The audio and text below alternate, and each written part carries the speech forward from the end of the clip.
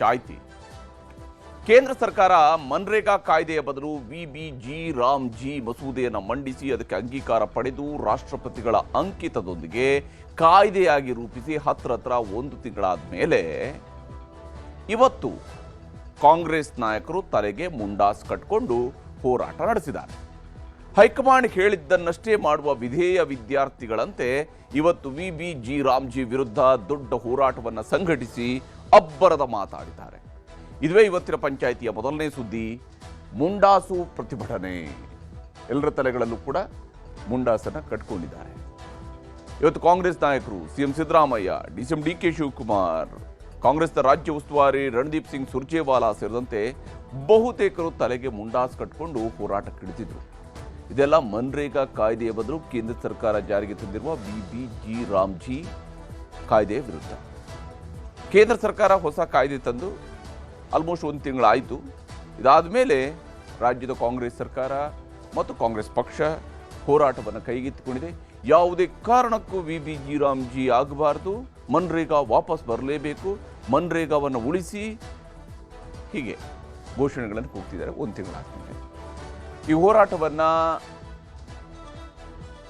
ಗಾಂಧಿ ತತ್ವಗಳ ವಿರುದ್ಧದ ಮತ್ತು ಸಂವಿಧಾನದ ಆಶಯದ ವಿರುದ್ಧದ ನಡೆಯನ್ನು ವಿರೋಧಿಸಿ ನಡೀತಾ ಇರುವಂತಹ ಹೋರಾಟ ಅಂತ ಹೇಳಿ ಕಾಂಗ್ರೆಸ್ ಕರೀತಾ ಇದೆ. ವಿಬಿಜಿ ರಾಮ್ಜಿಯಿಂದ ಏನೆಲ್ಲ ತೊಂದರೆ ಆಗುತ್ತೆ, ಮನ್ರೇಗಾ ಯಾಕೆ ಬೇಕು, ಈ ಎಲ್ಲ ವಿಷಯಗಳನ್ನು ಕೂಡ ಪ್ರಸ್ತಾಪಿಸ್ತಾ ಇದ್ದಾರೆ. ಸಹಜವಾಗಿಯೇ ಕಾಂಗ್ರೆಸ್ನವರು ಹೋರಾಟಕ್ಕೆ ಇಳಿದಾಗ ಬಿಜೆಪಿಯವರು ಸುಮ್ಮನಿರೋದಕ್ಕಾಗೋದಿಲ್ಲ. ಯಾಕಂದರೆ ಒಂದು ಕಡೆಯಲ್ಲಿ ಸದನ ಬೇರೆ ನಡೀತಾ ಇದೆ. ಯಾಕೆ ಅವರು ಕೂಡ ಒಂದು ಪ್ರತಿಭಟನೆ ನಡೆಸಿದ್ದಾರೆ. ಅವರು ಒಂದು ಪ್ರತಿಭಟನೆ ನಡೆಸಿ ಪ್ಲಕಾರ್ಡ್ಗಳನ್ನು ಕೈಗಳಲ್ಲಿ ಹಿಡಿದು ಕೊರಳಿಗೆ ಕೇಸರಿ ಶಾಲ್ಗಳನ್ನು ಧರಿಸಿ ಆ ಮೂಲಕವಾಗಿ ಹೋರಾಟವನ್ನು ರೂಪಿಸಿದ್ದಾರೆ. ಎರಡೂ ಪಕ್ಷಗಳವರ ಹೋರಾಟ ಹೇಗಿತ್ತು, ಅದರಲ್ಲೂ ವಿಶೇಷವಾಗಿ ಮುಂಡಾಸು ಪ್ರತಿಭಟನೆಯಲ್ಲಿ ಏನೆಲ್ಲ ಮಾತನಾಡಿದ್ದಾರೆ ಕಾಂಗ್ರೆಸ್ ನಾಯಕರು ಅನ್ನೋದನ್ನು ಕೂಡ ಒಂದು ವಿವರವಾದಂಥ ವರದಿ ಮೂಲಕ ತೋರಿಸ್ತೀನಿ ಇವತ್ತಿನ ಪಂಚಾಯಿತಿಯ ಮೊದಲ ಸುದ್ದಿಯಲ್ಲಿ. ಇನ್ನು ಇವತ್ತಿನ ಪಂಚಾಯಿತಿಯ ಎರಡನೇ ಸುದ್ದಿ, ಚಪ್ಪಲಿ ರಾಜೀವ ಜೈಲಿಗೆ. ಮಾತು ಆಡಿದ್ರೆ ಹೋಯ್ತು, ಮುತ್ತು ಒಡೆದ್ರೆ ಹೋಯ್ತು ಅನ್ನುವಂತಹ ಗಾದೆ ಮಾತಿರೋದು ಸುಮ್ಮನಲ್ಲ. ಎಲುಬಿಲ್ಲದ ನಾಲ್ಗೆಯನ್ನು ಬೇಕಾಬಿಟ್ಟಿ ಹರಿಬಿಟ್ಟಂತಹ ರಾಜೀವ್ ಗೌಡ ಎಂಬ ಕಾಂಗ್ರೆಸ್ ಪುಡಾರಿ ಇಂದು ಜೈಲು ಸೇರಿದ್ದಾನೆ. ಪೌರಾಯುಕ್ತೆಗೆ ಚಪ್ಪಲಿಯಲ್ಲಿ ಹೊಡಿಸ್ತೀನಿ, ಬೆಂಕಿ ಹಚ್ಚಿಸ್ತೀನಿ ಅಂತೇಳೆಲ್ಲ ಪ್ರತಾಪ ಮೆರೆದಿದ್ನಲ್ಲ ರಾಜೀವ, ನಂತರ ತಲೆ ಮರೆಸ್ಕೊಂಡು ಓಡಾಡ್ತಾ ಇದ್ದ. ಕೋರ್ಟ್ಗಳಲ್ಲಿ ನಿರೀಕ್ಷಣಾ ಜಾಮೀನು, ಎಫ್ಐಆರ್ ರದ್ದು ಕೋರಿದಂಥ ಅರ್ಜಿಗಳು ವಜಾ ಆದ ಮೇಲೆ ಕಳೆದ 10 ದಿನಗಳಿಂದ ಹುಡುಕ್ತಾ ಇದ್ದಂತಹ ಪೊಲೀಸರ ಕೈಗೆ ಕಡೆಗೂ ರಾಜೀವ ಸಿಕ್ಕಿಬಿದ್ದಿದ್ದಾನೆ. ಅಷ್ಟರ ಮಟ್ಟಿಗೆ ನಮ್ಮ ಪೊಲೀಸರು ಪಾಪ ಹುಡುಕಿ ಸುಸ್ತಾಗಿದ್ರು. ಕೊನೆಗೆ ಆತನನ್ನು ಹಿಡಿದಿದ್ದಾರೆ. ಆತನನ್ನು ಇವತ್ತು ಕೋರ್ಟ್ಗೆ ಹಾಜರುಪಡಿಸಲಾಯಿತು. ಕೋರ್ಟ್ ಆತನನ್ನು ನ್ಯಾಯಾಂಗ ಬಂಧನಕ್ಕೆ ಒಪ್ಪಿಸಿದೆ. 14 ದಿವಸಗಳ ನ್ಯಾಯಾಂಗ ಬಂಧನಕ್ಕೆ ಇವತ್ತು ಕೋರ್ಟ್ ಮೊದಲ ಹಂತದಲ್ಲಿ ಒಪ್ಪಿಸಿದೆ. ಆದರೆ ನಾಳೆ ಆತನ ಅರ್ಜಿಗಳ ವಿಚಾರಣೆ ಇದೆ, ರೆಗ್ಯುಲರ್ ಬೇಲ್ನ ಅರ್ಜಿ ವಿಚಾರಣೆಯೂ ಕೂಡ ಇದೆ. ಅದನ್ನು ಕೂಡ ವಿವರಿಸ್ತೀನಿ ನಿಮಗೆ ಇವತ್ತಿನ ಪಂಚಾಯಿತಿಯ ಎರಡನೇ ಸುದ್ದಿಯಲ್ಲಿ. ಯಾವುದೆಲ್ಲ ವಿಚಾರಗಳು ಇವತ್ತು ಕೋರ್ಟ್ನಲ್ಲಿ ವಾದ ಪ್ರತಿವಾದ ಹೀಗಿತ್ತು ಅನ್ನೋದನ್ನು ಕೂಡ ನಿಮಗೆ ವಿವರಿಸ್ತೀನಿ. ಈಗ ಮೊದಲ ಸುದ್ದಿ ಕಡೆಗೆ ಹೋಗೋಣ. ಮುಂಡಾಸು ಪ್ರತಿಭಟನೆ, ತಲೆಗೆ ಮುಂಡಾಸು ಕಟ್ಕೊಂಡಿದ್ರು. ಉಪಮುಖ್ಯಮಂತ್ರಿಯವರು ತಲೆಗೆ ಮುಂಡಾಸು ಕಟ್ಟೋದಕ್ಕೆ ಮುಖ್ಯಮಂತ್ರಿಗಳೇ ನೆರವಾಗ್ತಾ ಇದ್ರು. ಮುಖ್ಯಮಂತ್ರಿಗಳು ಮೈಸೂರು ಭಾಗದಲ್ಲಿ ಕಟ್ಕೊಳ್ಳುವಂತಹ ಮುಂಡಾಸಿನ ಶೈಲಿಯಲ್ಲಿನೇ ತಮ್ಮ ತಲೆಗೆ ಮುಂಡಾಸು ಕಟ್ಟಿಕೊಂಡು ನಂತರ DCMವರೆಗೂ ಕೂಡ ಕಟ್ಟಿ ಆ ಮೂಲಕ ಹೋರಾಟವನ್ನು ಬಹಳ ದೊಡ್ಡ ಮಟ್ಟದಲ್ಲಿ ನಡೆಸಿದ್ದಾರೆ. ಇವತ್ತು ಕಾಂಗ್ರೆಸ್ನವರು ತಡವಾಗಿ ನಡೆಸಿದ್ದಾರೆ ಅನ್ನೋದನ್ನು ಬಿಟ್ಟರೆ ಹೋರಾಟವನ್ನು ದೊಡ್ಡದಾಗಿ ನಡೆಸಿದ್ದಾರೆ.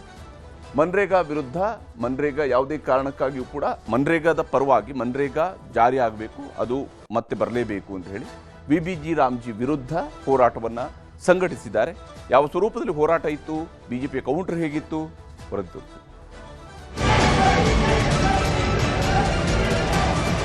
ಮನ್ರೇಗಾ ಕಾಯ್ದೆ ಏನಿತ್ತು ಆ ಕಾಯ್ದೆಯನ್ನ ರದ್ದು ಮಾಡಿ ವಿಬಿಜಿ ರಾಮ್ಜಿ ಕಾಯ್ದೆಯನ್ನ ತಂದಿದ್ದಾರೆ.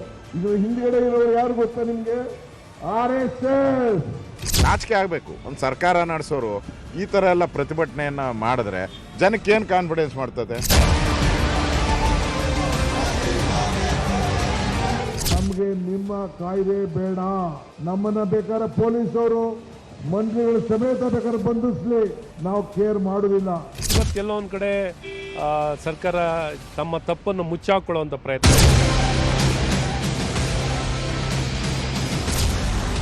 ತಲೆಗೆ ಮುಂಡಾಸು ಸುತ್ತಿ ಕುಳಿತಿದ್ದ ಸಿಎಂ, ಪಕ್ಕದಲ್ಲೇ ಇದ್ದ DCM ತಲೆಗೂ ಮುಂಡಾಸು ಸುತ್ತಲು ನೆರವು. ಹಾಗೆ ನೋಡಿದ್ರೆ ವೇದಿಕೆ ಮೇಲಿದ್ದ ಕೈನಾಯಕರು ಕೂಡ ಮಾಮೂಲಿ ಟವೆಲ್ಗಳನ್ನ ಕೊರಳಿನ ಸುತ್ತ ಹಾಕೊಂಡು ತಲೆ ಮೇಲೆ ಕಟ್ಟಿಕೊಂಡು ಕುಳಿತಿದ್ರು. ಇದೆಲ್ಲ ಮನ್ರೇಗಾಗಾಗಿ, ಮನ್ರೇಗಾ ಉಳಿಸಬೇಕು ಎಂಬ ಹೋರಾಟಕ್ಕಾಗಿ. ಕೇಂದ್ರ ಸರ್ಕಾರ ಮನ್ರೇಗಾ ಬದಲು ವಿಬಿ ಜೀರಾಮ್ಜಿ ಕಾಯ್ದೆಯನ್ನ ಜಾರಿಗೊಳಿಸಲು ಮುಂದಾಗಿದೆ. ಈ ಮೂಲಕ ಗ್ರಾಮೀಣ ಭಾಗದ ಉದ್ಯೋಗ ಖಾತ್ರಿ ಯೋಜನೆಯ ಸ್ವರೂಪ ಮತ್ತು ಹೆಸರನ್ನ ಬದಲಿಸಿದೆ. ಆದರೆ ಇದರಿಂದ ಕೆರಳಿರುವ ಕಾಂಗ್ರೆಸ್ ನಾಯಕರು ಇವತ್ತು ದೊಡ್ಡ ಮಟ್ಟದಲ್ಲಿ ಹೋರಾಟ ಶುರು ಮಾಡಿದ್ದಾರೆ.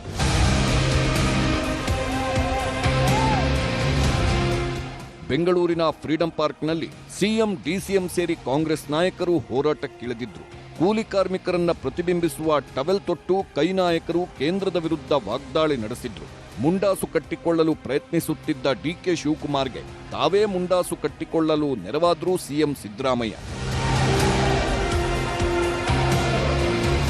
ತಲೆಗೆ ಮುಂಡಾಸು ಕಟ್ಟಿಕೊಂಡು ಕೈಗಳಿಗೆ ಕಪ್ಪು ಪಟ್ಟಿ ಬಿಗಿದು ಕೈಗಳಲ್ಲಿ ಭಿತ್ತಿಪತ್ರಗಳನ್ನು ಹಿಡಿದು ಕೇಂದ್ರ ಸರ್ಕಾರದ ವಿರುದ್ಧ ಧಿಕ್ಕಾರ ಕೂಗಿ ಆಕ್ರೋಶ ವ್ಯಕ್ತಪಡಿಸಲಾಯಿತು. ಮನ್ರೇಗಾ ಕಾಯ್ದೆಯನ್ನ ಸಮರ್ಥಿಸಿಕೊಳ್ಳುತ್ತಲೇ ವಿಬಿ ಜೀರಾಮ್ಜಿ ವಿರುದ್ಧ ಆಕ್ರೋಶ ಹೊರಹಾಕಲಾಯಿತು.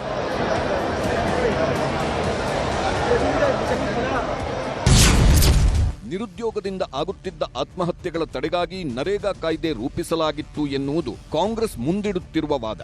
ಇದು ನಮ್ಮ ದೇಶದಲ್ಲಿ ಕಳೆದ 20 ವರ್ಷಗಳ ಕಾಲ ಗ್ರಾಮೀಣ ಕೃಷಿ ಕಾರ್ಮಿಕರಿಗೆ ಉದ್ಯೋಗದ ಹಕ್ಕು ನೀಡಿತ್ತು. ಆದರೆ ವಿಬಿ ಜೀರಾಮ್ಜಿ ಜಾರಿ ಮಾಡಿ ಗ್ರಾಮೀಣ ಬದುಕಿಗೆ ಕೊಳ್ಳಿ ಇಡಲಾಗಿದೆ ಎಂದು ಕಾಂಗ್ರೆಸ್ ಆರೋಪಿಸಿದೆ. ಹೊಸ ಕಾಯ್ದೆಯಿಂದಾಗಿ ಮಹಾತ್ಮ ಗಾಂಧಿ ವಿಚಾರಧಾರೆ ಹಾಗೂ ದೇಶದ ಸಂವಿಧಾನದ ಅಸ್ತಿತ್ವಕ್ಕೆ ಧಕ್ಕೆಯಾಗಿದೆ. ಕೇಂದ್ರ ಸರ್ಕಾರ ರಾಜ್ಯಗಳಿಗೆ ಅನುದಾನವನ್ನೇ ಕೊಡದೆ ಅನ್ಯಾಯ ಮಾಡುತ್ತಿದ್ದು, ಕೂಲಿಕಾರರಿಗೆ 40% ಹಣ ಎಲ್ಲಿಂದ ತರೋದು ಎನ್ನುವುದು ಕಾಂಗ್ರೆಸ್ ಮುಂದಿಡುತ್ತಿರುವ ಪ್ರಶ್ನೆ. ಗ್ರಾಮೀಣ ಭಾಗದ ಜನರಿಗೆ ಯಾವಾಗ, ಎಲ್ಲಿ, ಏನೆಲ್ಲ ಉದ್ಯೋಗ ಅನ್ನೋದನ್ನ ಪಂಚಾಯಿತಿಗಳು ನಿರ್ಧಾರ ಮಾಡಬೇಕೇ ಹೊರತು ದೆಹಲಿಯಲ್ಲಿ ತೀರ್ಮಾನಿಸಲು ಸಾಧ್ಯವೇ ಎಂದು ಪ್ರಶ್ನಿಸಿದ ಕೈ ನಾಯಕರು ಬಡವರು ಹಾಗೂ ಗ್ರಾಮ ಪಂಚಾಯಿತಿಗಳ ಹಕ್ಕನ್ನ ಕಸಿದುಕೊಳ್ಳುವ ದಾಳಿಯಾಗ್ತಿದ್ದು ಗ್ರಾಮ ಪಂಚಾಯಿತಿ ವ್ಯವಸ್ಥೆಯನ್ನೇ ಕೊಲ್ಲುವ ಅತಿದೊಡ್ಡ ಸಂಚು ಎಂದು ದೂರಿದ್ದಾರೆ. ಹೊಸ ಕಾಯ್ದೆಯಾಗಿರುವ ವಿಬಿ ಜೀರಾಮ್ಜಿ ಗುತ್ತಿಗೆದಾರರು ಕಾರ್ಪೊರೇಟ್ ವ್ಯವಸ್ಥೆಗೆ ಲಾಭ ಮಾಡಿಕೊಡುವ ಹುನ್ನಾರದ ಭಾಗ ಎಂದಿರುವ ಕೈನಾಯಕರು ಆರ್ಎಸ್ಎಸ್ ಮಾರ್ಗದರ್ಶನದಂತೆ ಬಿಜೆಪಿಯಿಂದ ಕಾನೂನು ಜಾರಿಯಾಗಿದೆ ಎಂದು ಆಕ್ರೋಶ ಹೊರಹಾಕಿದ್ರು. ವಿಬಿ ಜೀರಾಮ್ಜಿ ರದ್ದು ಮಾಡಿ ಮನ್ರೇಗಾ ಮರುಸ್ಥಾಪನೆ ಮಾಡುವವರೆಗೂ ಹೋರಾಟ ನಡೆಸೋದಾಗಿ ಕೇಂದ್ರ ಸರ್ಕಾರಕ್ಕೆ ಎಚ್ಚರಿಕೆ ನೀಡಿದ್ರು. ಇದನ್ನ ಇವತ್ತು ಆರ್ಎಸ್ಎಸ್ನವರು ಮಾರ್ಗದರ್ಶನ ಮಾಡ್ತಾರೆ. ಯಾಕೆಂತಂದ್ರೆ ಬಡವರಿಗೆ ಹಣಕಾಸು ಸಿಕ್ಕಬಾರದು, ಅವ್ರು ಯಾವಾಗಲೂ ಕೂಡ ಸೇವಕರಾಗೇ ಇರ್ಬೇಕು. ಇದರ ಹಿಂದ್ಗಡೆ ಇರೋರು ಯಾರು ಗೊತ್ತಾ ನಿಮ್ಗೆ? ಆರ್ಎಸ್ಎಸ್. ಗ್ರಾಮ ಸ್ವರಾಜ್ಯವನ್ನು ಹೇಳಿದವರು ಯಾರು? ಮಹಾತ್ಮ ಗಾಂಧೀಜಿಯವರು. ಮಹಾತ್ಮ ಗಾಂಧೀಜಿಯವ್ರನ್ನ ಒಮ್ಮೆ ಕೊಂದು ಹಾಕಿದ್ರು, ಗೋಡ್ಸೆ ಕೊಂದು ಹಾಕಿದ್ರು. ಈಗ ನರೇಂದ್ರ ಮೋದಿ ಅವರ ಸರ್ಕಾರ ಮತ್ತೊಮ್ಮೆ ಹತ್ಯೆಯನ್ನ ಮಾಡಿದೆ. ನಾವು ಇವತ್ತು ವಿಧಾನಸಭೆ ಕರೆದಿದ್ದೀವಿ, ವಿಶೇಷ ಅಧಿವೇಶನವನ್ನು ಕರೆದಿದ್ದೀವಿ. ಕಾರಣ ಯಾಕೆಂದ್ರೆ ಇದನ್ನೇ ಚರ್ಚೆ ಮಾಡಬೇಕು ಅನ್ನೋ ಕಾರಣಕ್ಕೋಸ್ಕರ, ಇದನ್ನ ಚರ್ಚೆ ಮಾಡಬೇಕು ಅನ್ನೋ ಕಾರಣಕ್ಕೋಸ್ಕರ. ಚರ್ಚೆ ಮಾಡಬಾರದು ಅಂತಕ್ಕಂಥದ್ದು ಅವರ ಉದ್ದೇಶ. ಆದರೂ ನಾವು ಚರ್ಚೆಯನ್ನ ಮಾಡೇ ತೀರ್ತೀವಿ ಅಂತಕ್ಕಂಥ ಮಾತುಗಳನ್ನ ಹೇಳಲಿಕ್ಕೆ ಬಯಸ್ತಾ ಇದ್ದೇನೆ. ರೆಸಲ್ಯೂಷನ್ ಅನ್ನ ಮಾಡೇ ಮಾಡ್ತೀವಿ ಅಂತಕ್ಕಂಥ ಮಾತುಗಳನ್ನ ನಾನು ಈ ಸಂದರ್ಭದಲ್ಲಿ ಹೇಳಲಿಕ್ಕೆ ಬಯಸ್ತಾ ಇದ್ದೇನೆ. ಈ ಒಂದು ರಾಷ್ಟ್ರದ ಜನತೆ, ಅದರಲ್ಲೂ ಸಹ ಕಾಂಗ್ರೆಸ್ ಪಕ್ಷದ ಕಾರ್ಯಕರ್ತರು ಎಚ್ಚೆತ್ತುಕೊಳ್ಳಿಲ್ಲ ಅಂತ ಹೇಳಿದ್ರೆ ಈ ಒಂದು ಭಾರತೀಯ ಜನತಾ ಪಾರ್ಟಿಯವರು ಸಂವಿಧಾನವನ್ನು ಮುಗಿಸ್ತಾರೆ. ಏನು ನಮ್ಮ ಪೂರ್ವಜರು ಸ್ವತಂತ್ರ ಹೋರಾಟದಲ್ಲಿ ಲಕ್ಷಾಂತರ ಜನ ಪ್ರಾಣಾರ್ಪಣೆ ಮಾಡಿ ರಾಷ್ಟ್ರಕ್ಕೆ ಸ್ವತಂತ್ರವನ್ನ, ಸಂವಿಧಾನವನ್ನು ಕೊಟ್ಟಿದ್ದಾರೆ, ಅದನ್ನು ಮುಗಿಸ್ಲಿಕ್ಕೆ ನಿರಂತರವಾಗಿ ಪ್ರಯತ್ನ ಮಾಡ್ತಾರೆ. ಮೊದಲಿನಲ್ಲಿ ಕಾಂಟ್ರಾಕ್ಟರ್ಗಳ ಒಂದು ಪಾತ್ರ ಇರಲಿಲ್ಲ, ಈಗ ಕಾಂಟ್ರಾಕ್ಟರ್ಗಳನ್ನು ಸೇರಿಸಿದ್ದಾರೆ. ನಾಳೆ ಕೇಂದ್ರ ಪುರಸ್ಕೃತ ಯೋಜನೆಗಳಲ್ಲಿ ಎಲ್ಲಾದರೂ ಒಂದು ನ್ಯಾಷನಲ್ ಹೈವೇ ಮಾಡ್ತಿದ್ರೆ ನಮ್ಮ ಹಳ್ಳಿ ಜನ ಹೋಗಿ ಒಂದು ನ್ಯಾಷನಲ್ ಹೈವೇ ಕೆಲಸ ಮಾಡಬೇಕು ಅಂದ್ರೆ ಕಾಂಟ್ರಾಕ್ಟರ್ ಹತ್ರ ಕೆಲಸ ಮಾಡಬೇಕು. ಏನು ಇವತ್ತು ಕರ್ನಾಟಕದಲ್ಲಿ 71 ಲಕ್ಷ ಕುಟುಂಬಗಳು ಉದ್ಯೋಗ ಭರವಸೆ ಯೋಜನೆಯಲ್ಲಿ ಬದುಕ್ತಾ ಇದ್ದಾವೆ. ಅದರಲ್ಲಿ SC, ST, backward minority, women ಈ ಒಂದು ಹಕ್ಕುಗಳನ್ನು ಧಿಕ್ಕರಿಸಿ ಮತ್ತೆ ಮಹಾತ್ಮ ಗಾಂಧೀಜಿ ಉದ್ಯೋಗ ಭರವಸೆ ಯೋಜನೆಯನ್ನು ಮತ್ತೆ ವಾಪಸ್ ತರಲಿಕ್ಕೆ ಹೋರಾಟಗಳ ಮುಖಾಂತರ ಕಾಂಗ್ರೆಸ್ ಪಕ್ಷ ಮುಂಚೂಣಿಯಲ್ಲಿದ್ದು ಫ್ರೀಡಂ ಪಾರ್ಕ್ ಪ್ರತಿಭಟನೆ ಬಳಿಕ ಲೋಕಭವನಕ್ಕೆ ಮುತ್ತಿಗೆ ಹಾಕಲು ಪ್ರತಿಭಟನಾಕಾರರು ಹೊರಟರು. ಆ ವೇಳೆ ಕೆಲ ಕಾರ್ಯಕರ್ತರನ್ನ ಪೊಲೀಸರು ವಶಕ್ಕೆ ಪಡೆದರು. ಸಿಎಂ, ಡಿಸಿಎಂ ಸೇರಿದಂತೆ ಹಲವು ನಾಯಕರು ಬಸ್ ಹತ್ತಿ ಲೋಕಭವನದತ್ತ ಹೊರಟರು. ಲೋಕಭವನದ ಮುಂದೆ ಹಾಕಿದ್ದ ಬ್ಯಾರಿಕೇಡ್ ಹತ್ತಲು ಕೆಲವರು ಯತ್ನಿಸಿದ್ರು.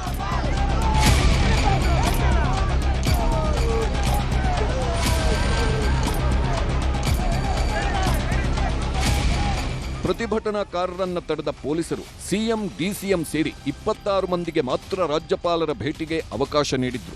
ನಂತರ ರಾಜ್ಯಪಾಲರನ್ನ ಭೇಟಿಯಾದ ಸಿಎಂ, ಡಿಸಿಎಂ ನೇತೃತ್ವದ ನಿಯೋಗ ವಿಬಿ ಜೀರಾಮ್ಜಿ ವಿರುದ್ಧದ ಹೋರಾಟ ಹಾಗೂ ಸರ್ಕಾರದ ನಿಲುವುಗಳ ಬಗ್ಗೆ ರಾಜ್ಯಪಾಲರಿಗೆ ಮನವರಿಕೆ ಮಾಡಿಕೊಟ್ರು. ದೇಶದಲ್ಲಿ ವಿಬಿ ಜೀರಾಮ್ಜಿ ರದ್ದಾಗಿ ಮನ್ರೇಗಾ ಮರುಸ್ಥಾಪನೆ ಆಗಲೇಬೇಕು ಅನ್ನೋದು ಕಾಂಗ್ರೆಸ್ ಪಟ್ಟು. ರಾಜ್ಯದ ಎಲ್ಲಾ ಗ್ರಾಮ ಪಂಚಾಯಿತಿಗಳ ಮುಂದೆ ಮಹಾತ್ಮ ಗಾಂಧಿ ಹೆಸರು ಹಾಕುವ ನಿರ್ಧಾರವೂ ಆಗಿದೆ. ತಾಲೂಕು, ಜಿಲ್ಲಾ ಮಟ್ಟದಲ್ಲೂ ಬೃಹತ್ ಹೋರಾಟಕ್ಕೆ ತೀರ್ಮಾನ ಮಾಡಲಾಗಿದೆ. ರನ್ ಫಾರ್ ಮನ್ರೇಗಾ ಥೀಮ್ನಡಿ ಮ್ಯಾರಥಾನ್ಗೆ ಸಿದ್ಧತೆಗಳೂ ನಡೆದಿವೆ. ಪ್ರತಿ ತಾಲೂಕುಗಳಲ್ಲಿ 5 ಕಿಲೋಮೀಟರ್ ಪಾದಯಾತ್ರೆ ಮಾಡಲು ನಿರ್ಧರಿಸಲಾಗಿದೆ.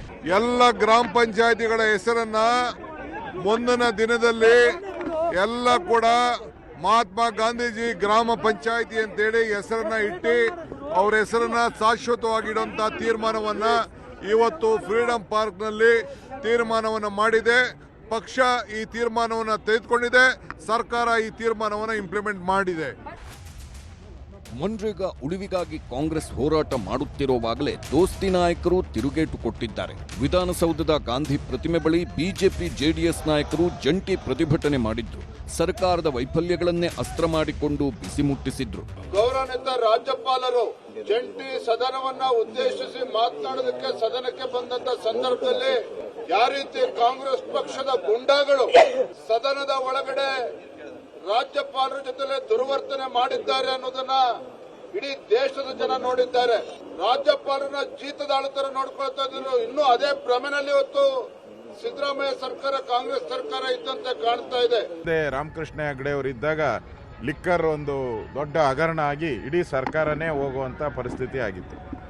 ಇದು 2.5-3 ಸಾವಿರ ಕೋಟಿ ಲೂಟಿ ಮಾಡಿ ಚುನಾವಣೆಗೆ ಕಳಿಸೋವಂಥ ಹುನ್ನಾರ ಮಾಡಿದ್ದಾರೆ. ಇವತ್ತು ಸದನದ ಒಳಗೆ ಹೊರಗೆ ಇವತ್ತು ಸರ್ಕಾರ ಈ ರೀತಿ ಪ್ರತಿಭಟನೆ ಸರ್ಕಾರ ಸದನ ನಡೀತಿರ್ಬೇಕಾದ್ರೆ ಅವಶ್ಯಕತೆ ಇಲ್ಲ. ಗವರ್ನರಿಗೆ ಅಗೌರವ ತೋರಿಸುವಂಥದ್ದು, ಅವ್ರಿಗೆ ತಡೆ ಮಾಡುವಂಥದ್ದು, ಅವರಿಗೆ ಹಲ್ಲೆ ಮಾಡೋಕ್ಕೆ ಹೋಗಬೇಕು ಅಂತ ಮಾಡಿದಂಥ ಪ್ರಯತ್ನಗಳು ಕಾಂಗ್ರೆಸ್ಸಿಗೆ ಮುಖಭಂಗ ಆಗಿದೆ.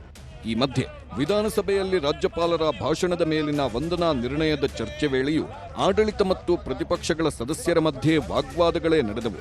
ಜಂಟಿ ಅಧಿವೇಶನದ ವೇಳೆ ರಾಜ್ಯಪಾಲರು ನಡೆದುಕೊಂಡ ರೀತಿ ಬಗ್ಗೆ ಶಾಸಕ ಎಎಸ್ ಪೊನ್ನಣ್ಣ ಪ್ರಸ್ತಾಪಿಸಿದ್ರು. ಸಂವಿಧಾನದ ಕಲಂ ಬಗ್ಗೆಯೂ ಸಿಎಂ ಸಿದ್ದರಾಮಯ್ಯ ಪ್ರಸ್ತಾಪಿಸಿದ್ರು. ಸರ್ಕಾರದ ಭಾಷಣ ಓದದೆ ಹೋದ ರಾಜ್ಯಪಾಲರ ಬಗ್ಗೆ ಜಟಾಪಟಿಯೇ ನಡೆಯಿತು. ಇವಾಗ ಬಂದ್ಬಿಟ್ಟಿದ್ದೀರಾ, ಅದಕ್ಕೆ ಹೇಳ್ತಾ ಇದ್ದೀರಾ ಅಜೆಂಡಾ ಓದಿ. ನೀವು ಮಹಾತ್ಮ ಗಾಂಧಿನೇ ತಗದಾಕ್ಬಿಟ್ಟು ಹೆಸರನ್ನ ಮಹಾತ್ಮ ಗಾಂಧಿ ಎಲ್ಲಿಂದ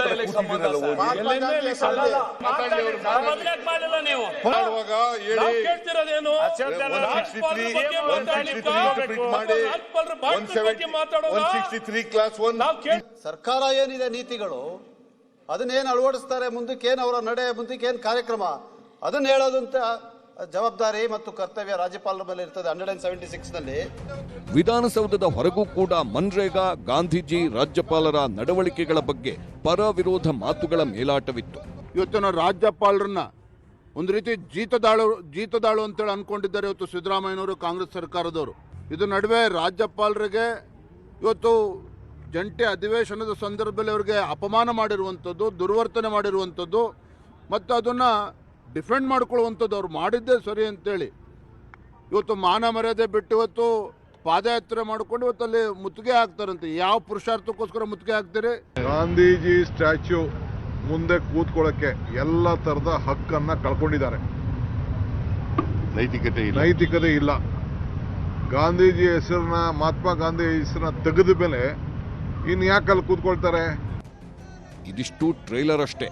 ಅಸಲಿ ಆಟ ನಾಳೆ ಶುರುವಾಗಲಿದೆ. ವಿಬಿ ಜೀರಾಮ್ಜಿ ವಿರುದ್ಧ ಅಧಿವೇಶನದಲ್ಲಿ ನಾಳೆಯಿಂದ ಅಧಿಕೃತವಾಗಿ ಚರ್ಚೆ ನಡೆಯಲಿದೆ. ಆಡಳಿತ ಹಾಗೂ ಪ್ರತಿಪಕ್ಷಗಳು ಈಗ ಹೊಸ ವಾಗ್ಯುದ್ಧಕ್ಕೆ ಸಜ್ಜಾಗುತ್ತಿದ್ದು ಸದನದಲ್ಲಿ ಕದನ ರಂಗೇರುವುದಂತೂ ನಿಶ್ಚಿತ. Bureau report, news 18. ಹೀಗೆ ಇವತ್ತು ಮೊದಲು ಮುಂಡಾಸು ಧರಿಸಿ ಪ್ರತಿಭಟನೆ ನಡೆಸಿದರು. ಅವರಿಗೆ ಪ್ರತಿಯಾಗಿ ಮತ್ತೊಂದು ಪ್ರತಿಭಟನೆ ನಡೀತು. ಸದನದ ಒಳಗೂ ಕೂಡ ಕದನ ನಡೆದಿದೆ. ನಾಳೆಯಿಂದ VBG ರಾಮ್ಜಿ ವರ್ಸಸ್ ಮನ್ರೇಗಾ ಈ ವಿಚಾರಗಳು ನಾಳೆ ಶಾಸನಸಭೆಯಲ್ಲಿ ಬಹಳ ವಿಸ್ತೃತವಾದಂತಹ ಚರ್ಚೆ ನಡೆಯೋದಿದೆ. ಆ ಚರ್ಚೆಯ ಸಂದರ್ಭದಲ್ಲಿ ಏನೆಲ್ಲ ಸರ್ಕಾರ ಹೇಳುತ್ತೆ, ಪ್ರತಿಪಕ್ಷ ಯಾವ ಸ್ವರೂಪದಲ್ಲಿ VBG ರಾಮ್ಜಿನ ಸಮರ್ಥಿಸಿಕೊಂಡು ಯಾವ ಕಾರಣಕ್ಕಾಗಿ ಮನ್ರೇಗಾದ ಬದಲಾವಣೆ ಮಾಡಲಾಯಿತು, ಮನ್ರೇಗಾ ವಿಚಾರದಲ್ಲಿ ಏನೇನು ನಿರ್ಧಾರಗಳನ್ನು ಕೈಗೊಳ್ಳಲಾಗಿದೆ ಅನ್ನೋದನ್ನು ಸದನಕ್ಕೆ ವಿವರಿಸುತ್ತೆ ಅನ್ನೋದನ್ನು ಕೂಡ ನೋಡಬೇಕಾಗಿದೆ. ಎರಡನೇ ಸುದ್ದಿ ಕಡೆಗೆ ಹೋಗೋಣ. ಚಪ್ಪಲಿ ರಾಜೀವ ಜೈಲಿಗೆ ಹೋಗಿದ್ದಾನೆ ನೋಡಿ. 12 ದಿವಸಗಳಲ್ಲಿ ತಲೆ ತಪ್ಪಿಸ್ಕೊಂಡು ಓಡಾಡ್ತಾ ಇದ್ದ. ಪೊಲೀಸರು ನೆನೆ ಹೇಳಿದ್ರು, ಇವತ್ತು ಕೋರ್ಟ್ ಮುಂದೆ ಹಾಜರುಪಡಿಸಿದ್ರು. ಈತನನ್ನು ಜೈಲಿಗೆ ಕಳಿಸಲಾಗಿದೆ, ನ್ಯಾಯಾಂಗ ಬಂಧನಕ್ಕೆ ಒಪ್ಪಿಸಲಾಗಿದೆ. ಯಾಕಂದರೆ ಈತ ಆಡಿರ್ತಕ್ಕಂಥ ಮಾತು ಸಿಂಪಲ್ ಮಾತುಗಳಲ್ಲ. ಈತನನ್ನು ಚಪ್ಪಲಿ ರಾಜೀವ ಅಂತೇಳಿ ಯಾಕೆ ಹೇಳ್ತಿದ್ದರೆ, ಈತ ಒಬ್ಬ ಪೌರಾಯುಕ್ತಿಗೆ ಚಪ್ಪಲಿ ಹೊಡಿಸ್ತೀನಿ ಅಂತ ಹೇಳ್ತಾನೆ ಅಂತ ಹೇಳಿದರೆ ನಾಲ್ಗೇನ ಚಪ್ಪಲಿ ಮಾಡ್ಕೊಂಡು ರೀತಿಯಲ್ಲಿ, ಅದೇ ಕಾರಣಕ್ಕೆ ಚಪ್ಪಲಿ ರಾಜೀವ ಅಂತ ಇದನ್ನು ಕರಿತಾ ಇದ್ವಿ. ಈತ ಮಾಡಿರ್ತಕ್ಕಂತಹ ಆಡಿರುವಂತಹ ಮಾತುಗಳು ಬೆಂಕಿ ಹಚ್ಚಿಸ್ತೀನಿ, ದಂಗೆ ಎಬ್ಬಿಸ್ತೀನಿ, ಯಾವ ಸ್ವರೂಪದಲ್ಲಿ ಒಬ್ಬ ಪೌರಾಯುಕ್ತಿಗೆ ಎಚ್ಚರಿಕೆಯನ್ನು ಕೊಡುವಂಥದ್ದು, ಧಮಕಿ ಹಾಕುವಂಥ ಕೆಲಸವನ್ನು ಈತ ಮಾಡಿದ್ದ ಅನ್ನುವಂಥದ್ದು ಅದರ ಮಾತುಗಳಲ್ಲಿ ವ್ಯಕ್ತವಾಗಿತ್ತು. ಮತ್ತದು ಸೀರಿಯಸ್ ಒಫೆನ್ಸ್ ಅನ್ನುವಂಥದ್ದು ಇವತ್ತು ಆತ ಜೈಲಿಗೆ ಹೋಗೋದ್ರ ಮೂಲಕವಾಗಿ ಕೂಡ ಗೊತ್ತಾಗ್ತಾ ಇದೆ. ಭಾಳ ಗಂಭೀರವಾಗಿರ್ತಕ್ಕಂಥ ಪ್ರಕರಣ ಅಂತೇಳಿ. ಶಿಡ್ಲಘಟ್ಟ ನಗರಸಭೆ ಕಮಿಷನರ್ಗೆ ಧಮಕಿ ಹಾಕಿದಂತಹ ರಾಜೀವ್ ಗೌಡ ಈಗ ಜೈಲಿಗೆ. ನೋಡಿ, ಒಂದು ಬ್ಯಾನರನ್ನು ತೆಗೆಸಿರುವಂತಹ ವಿಚಾರಕ್ಕೆ ಸಂಬಂಧಪಟ್ಟ ಅದು ಕೂಡ ಸಾರ್ವಜನಿಕರಿಗೆ ಅಡ್ಡಿಯಾಗ್ತಾ ಇದೆ ಅನ್ನೋ ಕಾರಣಕ್ಕೆ ತೆಗೆಸಿದ ಕಾರಣಕ್ಕಾಗಿ ಇಷ್ಟೆಲ್ಲ ಮಾತನಾಡಿದ್ದ ಈತ. ಆರಾಮಾಗಿರಬಹುದಾಗಿತ್ತು. ಒಬ್ಬ ರಾಜಕಾರಣಿಯಾಗಿ ಆರಾಮಾಗಿ ಒಬ್ಬ ನಾಯಕತ್ವವನ್ನು ತೋರಿಸಬೇಕಾದವನು ಪುಡಿ ರೌಡಿಗಳ ರೀತಿಯಲ್ಲಿ ವರ್ತಿಸಿದ್ದ. ಶಿಡ್ಲಘಟ್ಟ ಕಾಂಗ್ರೆಸ್ ನಾಯಕ ರಾಜೀವ್ ಗೌಡಗೆ 14 ದಿನಗಳ ನ್ಯಾಯಾಂಗ ಬಂಧನ ವಿಧಿಸಲಾಗಿದೆ. ಆತನನ್ನು 14 ದಿವಸಗಳ ನ್ಯಾಯಾಂಗ ಬಂಧನಕ್ಕೆ ಒಪ್ಪಿಸಲಾಗಿದೆ. ಇನ್ನು ರಾಜೀವ್ ಗೌಡ ಜಾಮೀನು ಅರ್ಜಿ ವಜಾ ಮಾಡಿದೆ ಶಿಡ್ಲಘಟ್ಟದ ಕೋರ್ಟ್. ಶಿಡ್ಲಘಟ್ಟ ಕೋರ್ಟ್ ಇವತ್ತು ರಾಜೀವ್ ಗೌಡ ಸಲ್ಲಿಸಿದಂತಹ ಜಾಮೀನು ಅರ್ಜಿಯನ್ನು ವಜಾ ಮಾಡಿದೆ. ಅಷ್ಟೇ ಅಲ್ಲದೆ ಕೋರ್ಟ್ಗೆ ಈತ 2 ಜಾಮೀನು ಅರ್ಜಿಗಳನ್ನು ಹಾಕ್ಕೊಂಡಿದ್ದ ರಾಜೀವ್ ಗೌಡ. ಒಂದು ರೆಗ್ಯುಲರ್ ಬೇಲ್ಗೆ, ಇನ್ನೊಂದು ಇಂಟ್ರಿಮ್ ಬೇಲ್ಗೆ, ಮಧ್ಯಂತರ ಬೇಲ್ಗೆ ಸಂಬಂಧಪಟ್ಟಂತೆ. ಒಂದು ರೆಗ್ಯುಲರ್ ಬೇಲು ಅದನ್ನು ಕೊಡದೇ ಇದ್ದರೆ ಮಧ್ಯಂತರ ಜಾಮೀನಾದರೂ ಕೊಡಿ ಅಂಥೇಳಿ ಕೋರ್ಟ್ಗೆ ಈತ ಅರ್ಜಿ ಹಾಕಿದ್ದ. ಆದರೆ ಮಧ್ಯಂತರ ಜಾಮೀನು ಅರ್ಜಿಯನ್ನು ವಜಾಗೊಳಿಸಲಾಗಿದೆ. ಮಧ್ಯಂತರ ಜಾಮೀನು ಅರ್ಜಿಯನ್ನು ವಜಾಗೊಳಿಸಿ ನ್ಯಾಯಾಂಗ ಬಂಧನಕ್ಕೆ ಒಪ್ಪಿಸಲಾಗಿದೆ. ಅಷ್ಟೇ ಅಲ್ಲದೆ ರೆಗ್ಯುಲರ್ ಬೇಲ್ ವಿಚಾರಕ್ಕೆ ಸಂಬಂಧಪಟ್ಟಂತೆ ಅದರ ಅರ್ಜಿಯನ್ನು ವಿಚಾರಣೆ ಕೈಗೆತ್ತಿಕೊಳ್ಳೋದಕ್ಕೆ ನಾಳೆ ಆಕ್ಷೇಪಣೆ ಸಲ್ಲಿಸೋದಕ್ಕೆ ಪಬ್ಲಿಕ್ ಪ್ರಾಸಿಕ್ಯೂಟರ್ಗೆ ಸೂಚನೆಯನ್ನು ನೀಡಲಾಗಿದೆ. ಕಸ್ಟಡಿಗೆ ಬೇಕಿದ್ದರೆ ರೆಗ್ಯುಲರ್ ಕೋರ್ಟ್ನಲ್ಲಿ ಅರ್ಜಿ ಹಾಕೋದಕ್ಕೂ ಕೂಡ ಪೊಲೀಸರಿಗೆ ಸೂಚನೆಯನ್ನು ಕೊಟ್ಟಿದ್ದಾರೆ. ಯಾಕಂದರೆ ರೆಗ್ಯುಲರ್ ಕೋರ್ಟ್ನಲ್ಲಿದೆ, ಅರ್ಜಿಯನ್ನು ಹಾಕ್ಕೊಳ್ಳಿ, ಆತ ನಿಮಗೇನಾದ್ರು ಕಸ್ಟಡಿಗೆ ಬೇಕಿದ್ರೆ ಅನ್ನೋಂಥದ್ದನ್ನು ಕೂಡ ಹೇಳಿದ್ದಾರೆ.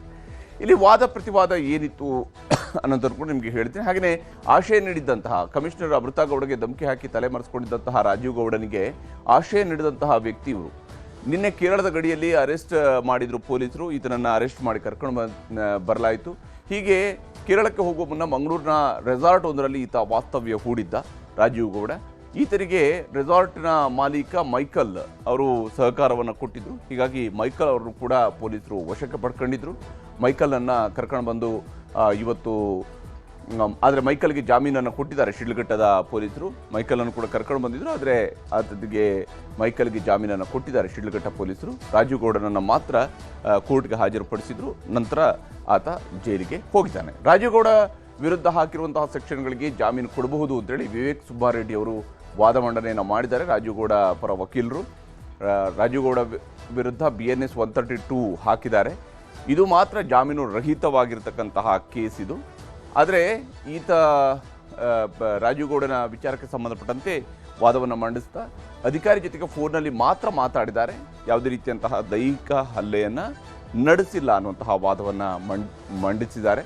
ಹಾಗೆಯೇ ಉದ್ದೇಶಪೂರ್ವಕವಾಗಿ ಹೊಸ ಸೆಕ್ಷನ್ಗಳನ್ನು ಈ ಒಂದು ಪ್ರಕರಣದಲ್ಲಿ ಸೇರಿಸಿದ್ದಾರೆ, ಉದ್ದೇಶಪೂರ್ವಕವಾಗಿ ಹೊಸ ಸೆಕ್ಷನ್ಗಳನ್ನು ಆ್ಯಡ್ ಮಾಡಿದ್ದಾರೆ ಅನ್ನುವಂಥದ್ದನ್ನು ಕೂಡ ಕೋರ್ಟ್ ಗಮನಕ್ಕೆ ತರುವ ಪ್ರಯತ್ನ ಮಾಡಿದರು. ಅಧಿಕಾರಿಗೆ ಬೈದಿದ್ದಕ್ಕೆ ರಾಜೀವ್ ಗೌಡ ಆಲ್ರೆಡಿ ಕ್ಷಮೆ ಕೇಳಿದ್ದಾರೆ.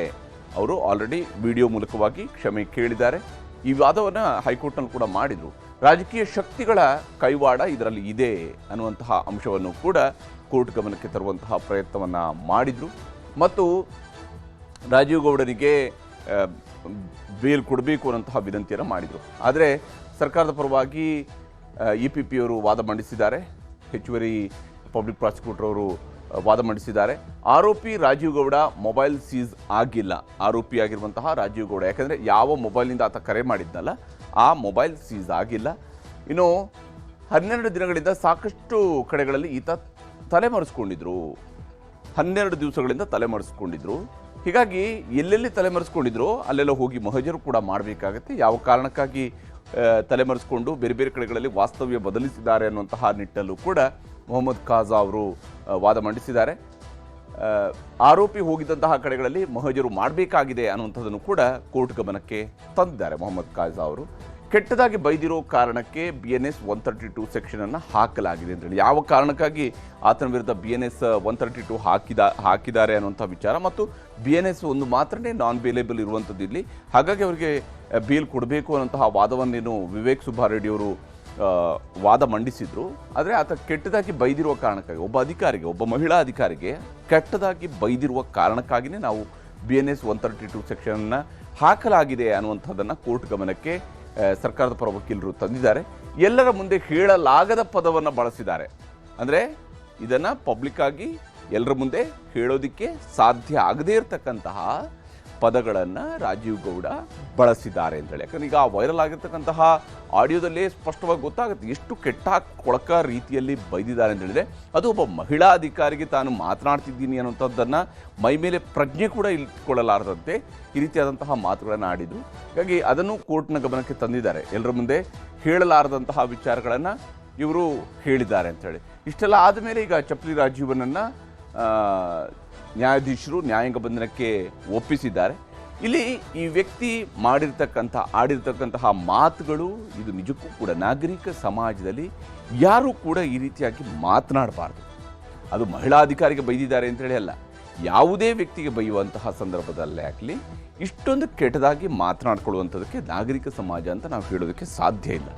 ಅದು ಈ ವ್ಯಕ್ತಿ ಯಾವ ಉದ್ದೇಶಕ್ಕಾಗಿ ಇಷ್ಟೆಲ್ಲ ಬೈದ ಅಂತ ಹೇಳೋಂತ ನೋಡಿದರೆ, ಈಗ ಬೇರೆನ ಯಾವುದೋ ರೋಡ್ ರೀಸ್ ಆಗುತ್ತೆ, ಇನ್ನೇನೋ ಆಗುತ್ತೆ, ಇಂಥ ಟೈಮ್ಗಳಲ್ಲಿ ಸಡನ್ನಾಗಿ ಆ ಸಿಚುವೇಶನ್ನಲ್ಲಿ ಏನೋ ಗಲಾಟೆಗಳು ನಡೀತಾ ಇರ್ತವೆ. ಕೆಲವರು ಕೆಟ್ಟ ಕೊಳಕ ಬೈತಾ ಇರ್ತಾರೆ, ಇಲ್ಲ ಅಂತೇಳಿಲ್ಲ. ಆದರೆ ಈತ ಒಬ್ಬ ರಾಜಕಾರಣಿ, ಚುನಾವಣೆಯಲ್ಲಿ ಸ್ಪರ್ಧಿಸಿರ್ತಕ್ಕಂತಹ ವ್ಯಕ್ತಿ.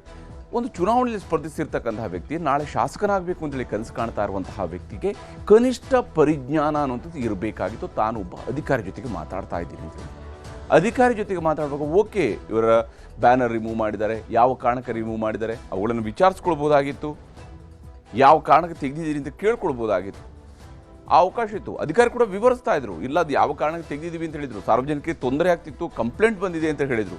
ಅಷ್ಟಾದ ಮೇಲೆ ಈತ ಕೆಟ್ಟ ಕೆಳಕ ರೀತಿಯಲ್ಲಿ ಬೈದಿದ್ದಾನಲ್ಲ, ಇದಕ್ಕೆ ಈಗ ತಕ್ಕ ಶಾಸ್ತಿ ಹಾಕಿರುವಂಥದ್ದು, ಜೈಲಿಗೆ ಹೋಗುವಂಥ ಒಂದು ಅನುಭವ ಆ ವ್ಯಕ್ತಿಗೆ ಬಂದಿರುತ್ತು.